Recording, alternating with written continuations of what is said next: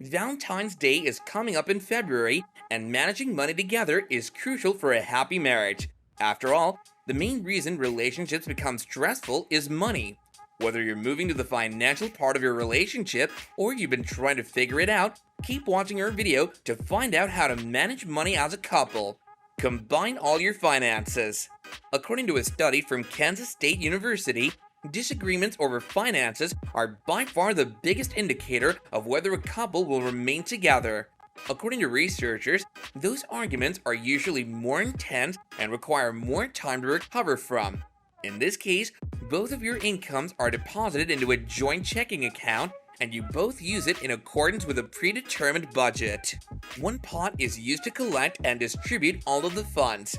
To make this work, you and your partner must sit down, calculate your combined income, and then create and accept a budget that accounts for all shared costs, including housing, groceries, and bills. You have complete financial transparency in this scenario. This implies that you must also decide on discretionary spending. You must accept and agree on your spending because your finances are so intertwined. As a member of the same team, you share the same objectives. Since this budget is balanced with your combined income, it makes no difference if one person earns twice as much as their partner. They'll balance each other out if either person's income increases or decreases.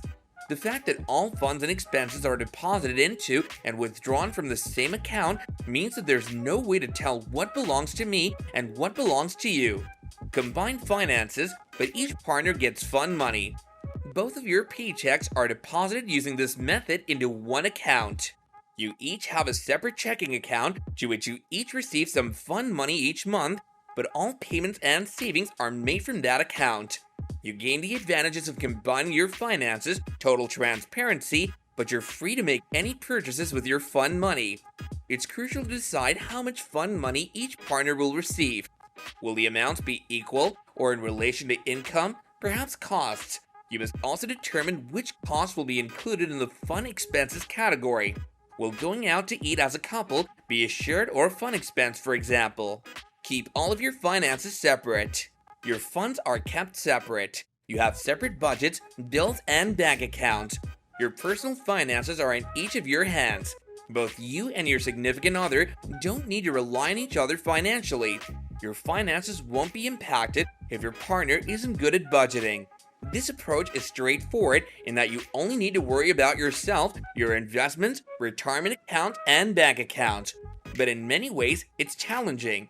Even though your partner's finances are separate from yours, you might still worry about them, and since it's practically impossible to have no shared expenses, managing them may become challenging. Many long-term couples continue to maintain their separate financial lives. You should discuss this with your partner because you might maintain money better if it's kept separate. Couples in such situations must decide who will handle particular bills and make plans to pay them separately. Split joint expenses 50-50. Each expense is divided in half to be used for any agreed upon shared expenses like housing, utilities, vacation, date nights, etc. You and your partner each pay the same amount toward all bills while you have control over your own finances. Splitting costs with your partner is simple. Equal bill sharing may seem fair, but if one person makes significantly more or less than the other, this may place more of a financial burden on that person. Equalizing payments will also have an impact on significant future purchases like homes, as you'll need to confirm that each person can cover the cost. In this case, you should have a single joint account into which you both pay your share of the bills, including those for housing, groceries, and utilities. Determine what should happen when a new expense arises. Will you discuss whether the expense is shared or not? If you disagree, what will you do? Share the cost of certain expenses. Each person assumes full responsibility for specific debts. For instance, one person might be in charge of paying all of the rent, utility, and cable bills. The other person will be in charge of paying all of the expenses for groceries, clothing, and children's items. Multiple methods of splitting bills are available. The person who earns more money can receive larger bills, and the person who shops for groceries can receive grocery bills. Use up only one income. Imagine acting as if you only had one source of income. One partner pays for all of your expenses, and you then set aside 100% of the other partner's income for savings. Since you're only surviving off of one person's income, this method guarantees that you're always saving money and that you will continue to come up with inventive and frugal ways to save money. This one income, which is most likely the higher income of the two partners, covers all costs and savings contributions.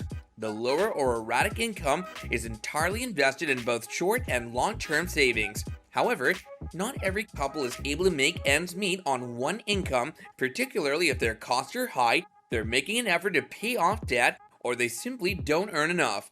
If you're really motivated to cut costs, try this.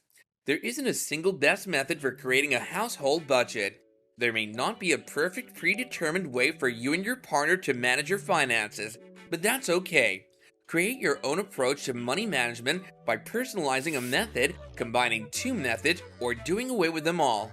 Once you've decided on a strategy, don't be afraid to modify it. You must experiment as a team with various tactics to determine the ideal ratio between your personal finances and your share finances. Choose the approach that feels most natural after weighing the advantages and disadvantages of each tactic. Ultimately, good money matters can mean that you're setting yourself up for a successful relationship and dealing efficiently when it comes to finances with your spouse or partner.